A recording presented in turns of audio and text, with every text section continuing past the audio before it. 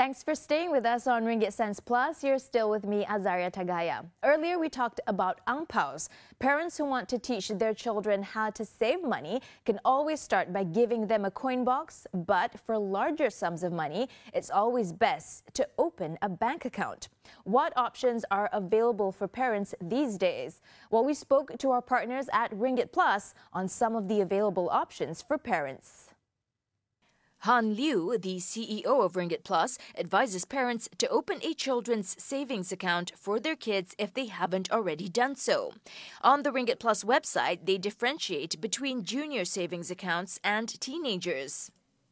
Junior savings accounts are for ages kind of 0 to 12, and then kind of youth or teenager saving accounts are for 13 to 18.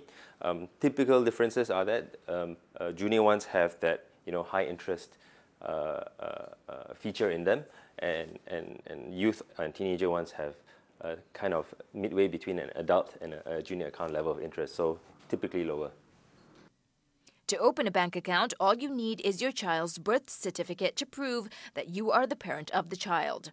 You don't need to bring your child along, but if your child is old enough, the experience of visiting a bank and opening an account will be a good start in teaching them how savings work. The thing about junior savings accounts is that I really encourage them for three reasons, right?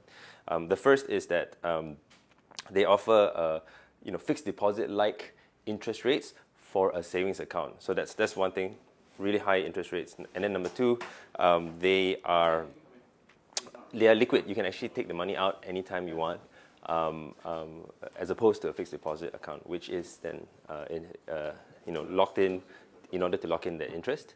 The third is ultimately it already immediately encourages that behavior, right? And that's why I really encourage parents to do so. We asked Han to explain to us what are the major differences between a child's savings account and an adult's. Two major differences. The first are that there are deposit limits to access that high interest for a junior savings account. For adult savings accounts, there aren't typically any deposit limits for high or low savings. You just get usually progressively higher as you deposit more. And the key difference is that for junior accounts, the interest is higher, right? Then typically higher, almost at fixed deposit levels of interest versus adult ones. So if you're an adult with a child, I would consider very strongly to open those accounts and save not just your kids' money, but some of your own money in there. Some of the banks also offer unique rewards for children who do well academically, while other banks offer personal accident coverage for the child. There are limitations, though, in how money can be withdrawn from some of these children's savings accounts that parents should be aware of. Some accounts do not come with ATM cards, and you would need to go to the bank to make the withdrawal. If your child is still young, this would be okay, but for secondary school children who are starting to manage their own bank accounts, they would need an ATM card. Some of the key things that I would say are missing or the limitations of such accounts to return that higher interest would be slightly less flexibility on withdrawals by way of, well, you can't quite do it online. You can't quite just go to an ATM branch and take the money out. You've probably got to go in to the bank branch with the passbook to get the money out. So there is liquidity. You can take the money out, but there's limited flexibility around that. On the Ringgit Plus website, you can compare interest rates and also key benefits for each savings account. The first key thing to compare is what rates each of them offer. Then you can select the ones that offer you the best rates given your deposit amount. And the second thing that you can compare is deposit limits to access those rates. So above a certain threshold, as I mentioned earlier, you don't get those rates. So you can also compare certain thresholds at which you don't get those high rates. Han adds that parents should also look at fixed deposit accounts if there are banks that offer higher interest rates than the children's savings account.